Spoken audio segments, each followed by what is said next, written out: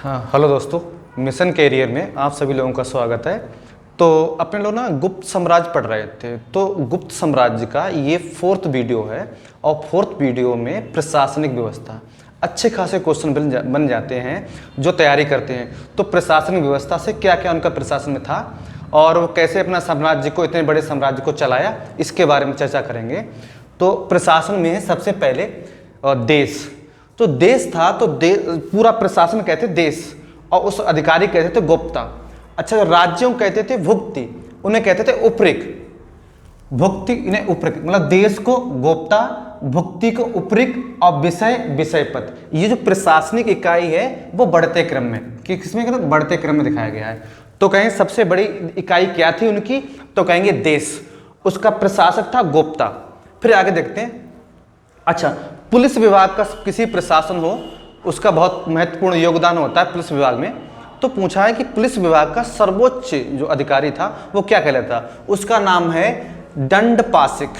और साधारण जो अधिकारी थे, जो सिंपल अधिकारी होते थे, उन्हें चाट और भाट के नाम से जाना जाता है। 2 क्वेश्चन, एक तो दंडपाशिक याद रखेंगे और एक जो सिंपल कर्मचारी हैं उन्हें चाट और भाट के नाम से जानते हैं। ठीक, अब आते कि शासन व्यवस्था कैसी थी। गुप्त साम्राज्य की जो शासन व्यवस्था थी वो थी राजतंत्रात्मक, मतलब इसमें राजा का बेटा, फिर उसका बेटा, फिर उसका बेटा, राजतंत्र। अच्छा, मौर्य शासन के विपरीत, इसे पूछा था कि मौर्य शासन के विपरीत गुप्त शासक अपनी दैवीय शक्ति पर विश्वास करते थे। दैवीय शक्ति में क्या करते हैं, विश्वास करते थे। अब एक क्वेश्चन पूछा जाएगा, ऐसे पूछा जाता है कि निम्नलिखित में से ऐसे कौन से शासक हुए हैं जो दैवीय शक्ति में अपना विश्वास रखते थे। तो उनका नाम है गुप्त शासक ऐसे हुए थे। अच्छा, अब प्रशासन क्या था इसमें, प्रशासन केंद्रीयकृत ना होकर इनका संघात्मक था। अर्थात इसका मतलब ये होता है कि गुप्त राजा छोटे छोटे राजाओं का एक राजा होता था। इसका तात्पर्य ये हुआ। तो क्या है, कैसी व्यवस्था थी, तो कहेंगे केंद्रीयकृत ना होकर संघात्मक थी। ठीक, अच्छा, अगर राजा, अच्छा छोटे राजा होता था। आगे प्रशासन की सबसे छोटी इकाई, तो पूछा जाए कि प्रशासन की जो सबसे छोटी इकाई थी वो ग्राम थी। ठीक, अच्छा, ग्राम सभा, प्रशासन सभा, ग्राम का प्रशासन, जो गांव का प्रशासन था वो ग्राम सभा किसके द्वारा, ग्राम सभा द्वारा संचालित होता था। ग्राम का मुखिया पूछा जाए तो ग्राम का मुखिया ग्रामिक। ये स्पेलिंग याद रखना, ग्रामीणी नहीं, ग्रामिक। जो क्वेश्चन पूछा है कि ग्राम का मुखिया था ग्रामिक। अन्य सदस्य, ये क्वेश्चन बहुत बार पूछा था कि ग्राम सभा के अन्य सदस्य क्या थे, तो मेहतर जानते थे। ठीक, अब पूछे प्रशासनिक सबसे छोटी इकाई ग्राम। अगर जो ग्राम सभा आती थी उसकी सबसे छोटी इकाई थी पेट। पूछा जाए, दोनों याद रखना, प्रशासन की सबसे छोटी, प्रशासन पूछा जाए तब ग्राम, अगर पूछा जाए ग्राम सभा की छोटी इकाई तो पेट। दोनों क्वेश्चन अलग, प्रशासन की और ग्राम सभा की दोनों छोटी इकाई हैं, ये ध्यान रखना क्वेश्चन। अच्छा, जो उनका टैक्स लेते थे, भू राजस्व था उनका। ठीक, मुख्य स्रोत उनका भू राजस्व ही था। जो टैक्स लेते थे 1/4 से लेके 1/6 तक था। ठीक, जहां जैसी सिंचाई की सुविधा है तो वहां जो है 1/4, जहां कम सिंचाई है वहां 1/6 ले लेंगे वो करते हैं। अच्छा, एक और है, इनकी सामाजिक और सांस्कृतिक व्यवस्था थी। पूछा जाए कि गुप्तों की सामाजिक एवं सांस्कृतिक व्यवस्था क्या थी, तो उसमें देखते हैं एक जो क्वेश्चन लगातार आता है। ठीक, तो उसमें पूछा गया सती प्रथा का प्रथम अभिलेख। आज से सती, इससे पहले सती प्रथा का प्रथम अभिलेख मतलब तिथि नहीं थी उसमें, लेकिन इसमें सब तिथि है। तो क्या है, एरण अभिलेख। कौन सा है, सती प्रथा का प्रथम जो साक्ष्य मिले हैं, अगर अभिलेख आए तो एरण, और उसकी सन आए तो कहते हैं 510 ईस्वी में। किसका अभिलेख मिलता है, भानुगुप्त। 3 क्वेश्चन, सती प्रथा अभिलेख कहाँ है, बोले 510 ईस्वी। कौन था, तो कहते हैं एरण अभिलेख से ये मिलता है। ठीक है, आगे देखते हैं कायस्थ। अब कायस्थ होती है, जो कायस्थ एक जात है, तो कह रहे हैं कायस्थों का सबसे जो प्रथम विवरण है वो कहाँ मिलता है, तो कहते हैं याज्ञवल्क्य, एक स्मृति है उसमें मिलता है। लेकिन कायस्थों की जात की बात पूछा जाए कि भैया जात बताइए। ठीक, अगर जात के रूप में आए तो ओस नम स्मृति, दोनों बातें, अगर दोनों बातें ठीक नहीं तो क्वेश्चन गलत हो जाएगा। अगर कायस्थों की पूछा जाए तो याज्ञवल्क्य स्मृति, अब कायस्थों की जात की पूछा जाए तब हो जाएगा ओसनम स्मृति में। दोनों क्वेश्चन अलग अलग हैं। ठीक, एक ये सबसे ज्यादा ये क्वेश्चन है। अच्छा, गुप्त काल में जो वेश्यावृत्ति होती थी, तो अगर पूछे कि क्या गुप्त काल में वेश्यावृत्ति होती थी, तो कहते हाँ होती थी। उनका नाम है, ठीक, उन्हें मैं क्या कहता, गणिका कहा जाता। वेश्यावृत्तियों को गणिका कहा जाता। अगर वृद्ध है तो कुटनी। ये कोई बहुत ज़्यादा इंपॉर्टेंट नहीं, बस वेश्यावृत्ति होती थी, हाँ यस करना है उसमें। ठीक, ये क्वेश्चन मोस्ट इंपॉर्टेंट, ये मोस्ट इंपॉर्टेंट लगाएंगे इसमें। तो पूछा जाए कि अजंता की गुफाएं कहाँ हैं, अजंता गुफाएं कहाँ हैं, तो कह देंगे ये महाराष्ट्र में है।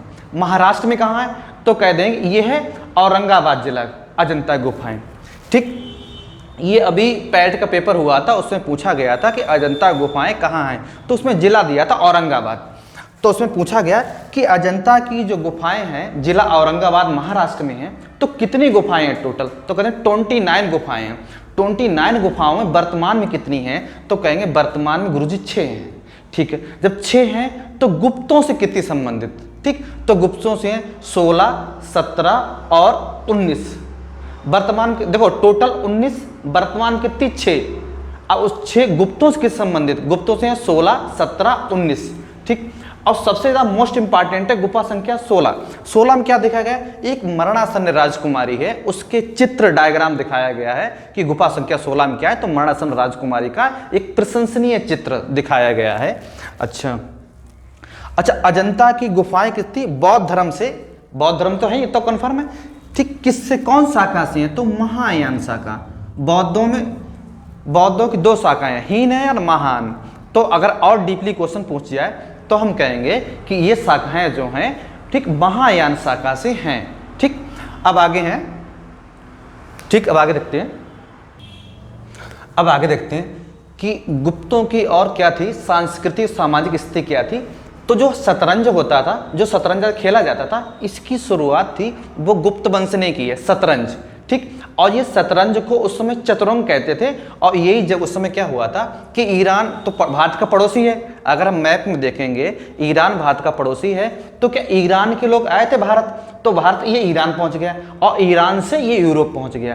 तो कुल मिला के ये कहा जाए कि शतरंज का, ठीक, शतरंज का जन्म कहाँ हुआ, भारत में, भारत से ही पहुंचा। ठीक, आगे देखते हैं त्रिदेव। त्रिदेव की जो अवधारणा है वो किस वंश में, तो कहते हैं ये गुप्त वंश में है। और त्रिदेव में कौन है, ये तो मोटा मोटा सबको पता ही है। ठीक है, ब्रह्मा विष्णु महेश। अच्छा, आए क्या कि गुप्त वंश ने जो ब्राह्मणों को दान दिया जाता था, इस प्रथा को आगे बढ़ाया। तो क्वेश्चन पूछा जाता है कि गुप्त वंश को जो भूमि है किस शासकों ने देने का प्रारंभ चलाया था, तो सातवाहन शासक। शुरुआत की थी सातवाहन शासकों ने की थी। ठीक, लेकिन अब सातवाहन, एक तो गुप्तों ने आगे बढ़ाया, हाँ बढ़ाया, प्रारंभ किसने किया, सातवाहनों ने।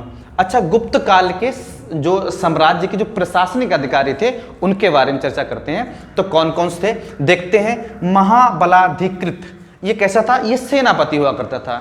ठीक, सेना का जितना काम है सर्वोच्च अधिकारी यही होता था। महादंड नासिक, ये एक न्यायाधीश हो सकता था कि किसे क्या फैसला देना है, तो वही है। आगे दंड पासिक, ठीक, दंड पासिक तो क्या है, पुलिस विभाग का सर्वोच्च अधिकारी। एक बार से पढ़ चुके हैं, ये मोस्ट इंपॉर्टेंट है, कई बार पूछा जा चुका है कि दंड पासिक तो क्या है, पुलिस विभाग का ये सर्वोच्च अधिकारी होता था। संधि विग्रह फिर मोस्ट इंपॉर्टेंट, ये दोनों मोस्ट इंपॉर्टेंट। संधि विग्रह क्या करता था, संधि विग्रह ये कह रहे युद्ध एवं संधि से संबंधित। ये क्या था, कैसा मंत्री है, तो ये विदेश मंत्री है। पूछा जाए कि ये कौन सा मंत्री है, विदेश मंत्री है। अच्छा, महायक्षपटलिक, ये लेखा विभाग का, जितने राज्य में लेखा होते थे तो सर्वोच्च अधिकारी ये था। आगे है विनय स्थिति स्थापक, ये शिक्षा एवं धार्मिक मामलों का प्रधान होता था। तो पूछा जाए शिक्षा और धार्मिक मामले कौन देखता था, तो विनय स्थिति। ठीक, अब आगे देखते हैं महाप्रतिहार, तो कहेंगे ये राजप्रसाद। राजप्रसाद मतलब यही है जहां राजा का निवास है। ठीक, राजप्रसाद की सुरक्षा करने वाला प्रमुख अधिकारी होता था कि इसकी परमिशन के बिना आप राजप्रसाद में कोई एंट्री नहीं होगी। और उसके बाद जो खाना बनता था सबसे पहले यही खाना खाता था, उसके बाद में राजा खाना खाएगा। तो कुल मिला के ये भी इंपॉर्टेंट है। महाप्रतिहार मोस्ट इंपॉर्टेंट है। महाप्रतिहार क्या है, राजप्रसाद, जहां राजा का निवास है वहां की सुरक्षा करने वाला ये प्रमुख अधिकारी था। अच्छा, इसका नेक्स्ट जो पार्ट आएगा वो रचनाएं हैं। ठीक, उसके बाद में गुप्त वंश खत्म होता है। आप देखिए ये क्वेश्चन जो हैं एनसीईआरटी वाले हैं, जो स्टूडेंट तैयारी कर रहे हैं उन्हें पता है कि बेहतरीन नोट्स हैं। अगर आपने मेरी आवाज़ सुन ली और 12 ये नोट्स बना लिए एक बार, ठीक, फिर आपका कोई एग्जाम अगर गुप्त वंश आएगा तो क्वेश्चन, मुझे लगता है क्वेश्चन आपसे कोई छूटेगा नहीं, सारे क्वेश्चन इसी से आते हैं। ठीक है, धन्यवाद।